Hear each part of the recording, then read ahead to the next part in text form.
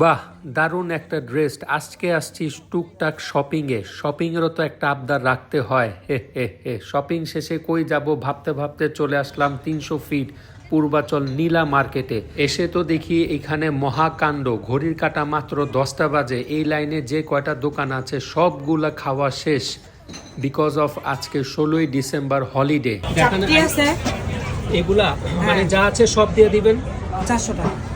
400 টাকা। এটা কি মানে বুফে কন্ট্যাক্ট?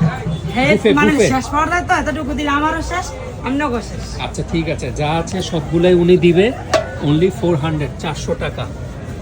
আচ্ছা তাহলে আমাদের ছিটা পিঠা আর চাপটি দেন। আপনার নামটা কি আপা? লাখি আপা। লাকি আপা। আমি কিন্তু সবসময় বন্যা বউ শাশুড়ি খাই, আমাকে ভালো করে চিনে। আমার চাপা কি আপনার চাচা তো বোন? না, চাস্তো বাইরে।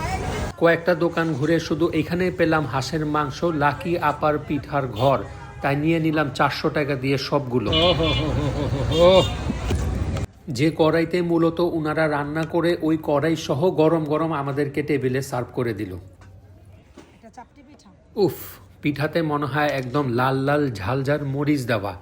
তো এখন খেয়ে দেখি কেমন। আমি সাধারণত বন্যা বউ শাশুড়িতেই খাই, আর আমি বাসার থেকে কিছু লেবু, পেঁয়াজ এবং কাঁচামরিচ নিয়ে আসছিলাম, যেটা না হলেও নয়, অনেক সময় ওনাদের কাছে থাকে না।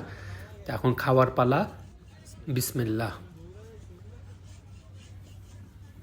ও হো হো হো হো হো হো হো, অনেক মজা।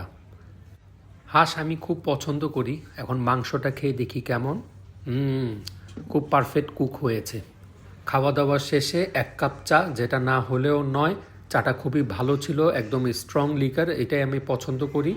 দেন বাসা যাওয়ার সময় হারফি থেকে একটা পার্সেল নিয়ে নিলাম। Okay bye, tata.